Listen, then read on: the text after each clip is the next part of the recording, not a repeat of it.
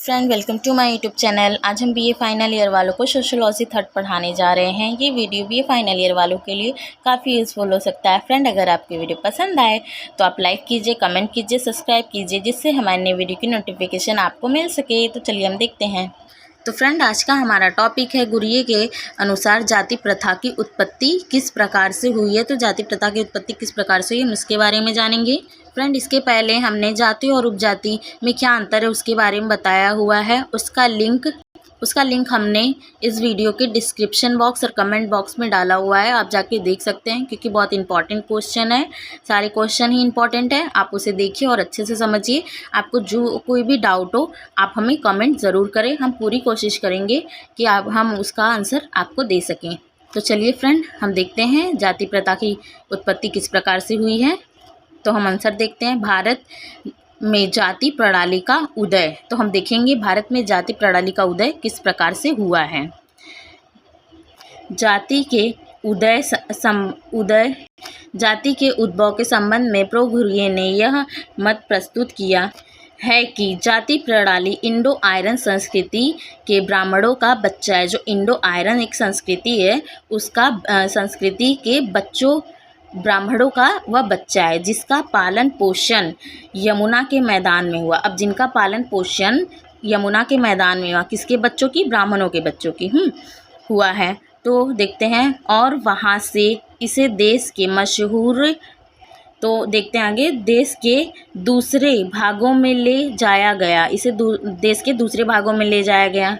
अंत विवाह सजाति विवाह की उत्पत्ति भी सर्वप्रथम गंगा यमुना के मैदान में रहने वाले ब्राह्मणों में हुई थी।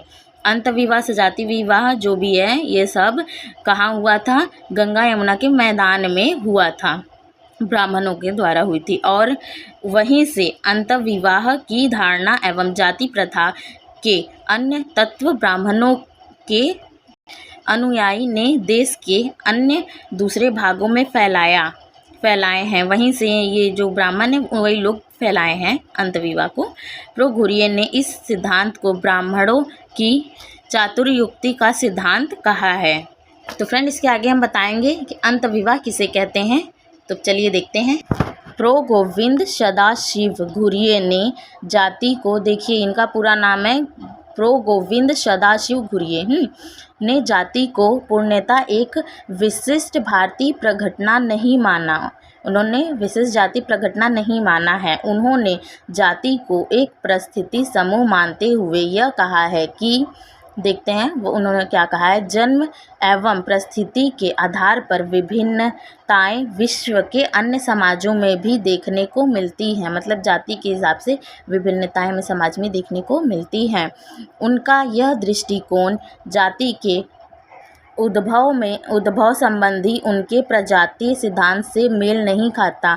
उनका जो भी कहना है जाति के हिसाब से उद्भव संबंधी और प्रजातीय में मेल नहीं खाता, क्योंकि स्वयं उनके ही प्रजातीय दृष्टिकोण के अनुसार जाति एक विशिष्ट समाज की एक अनुपम अप्रतिम विशेषता है।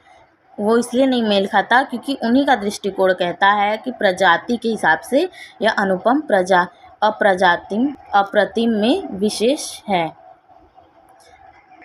तो आगे देखते हैं।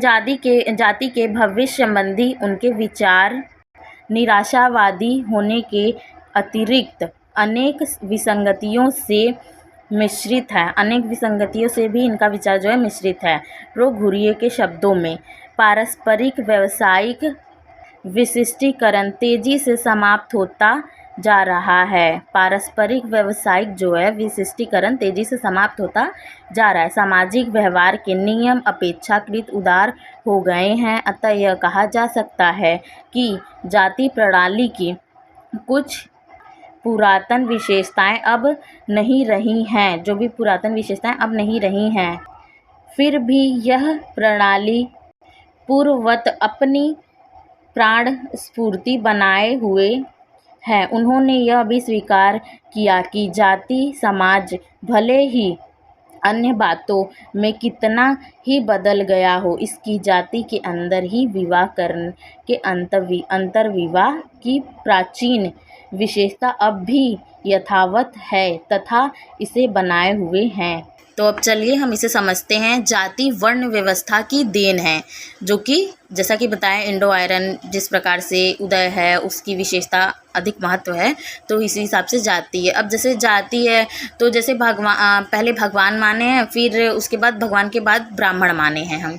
तो जब हम ब्राह्मणों को भगवान मान लिए तो अब उन्हीं का ही कहना करेंगे ना।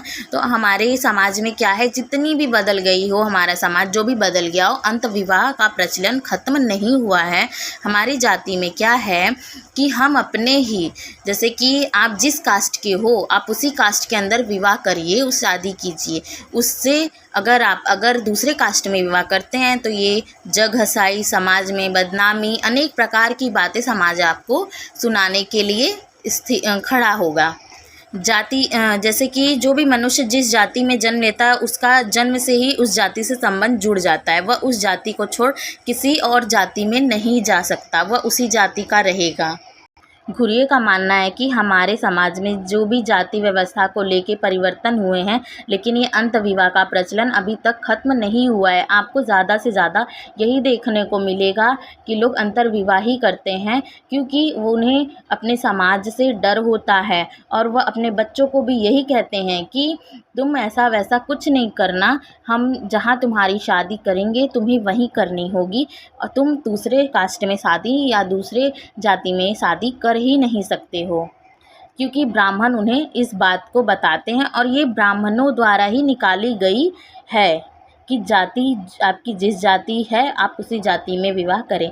जिस प्रकार से कि पहले क्या होता था कि जो मनुष्य जिस जाति में जन्म लेता था उसी जाति के अनुसार वो काम करता था, व्यवसाय करता था। उसी हिसाब से ये भी है कि आप जिस जाति में जन्म लेते हो उसी जाति के अंदर आपको विवाह करना होगा।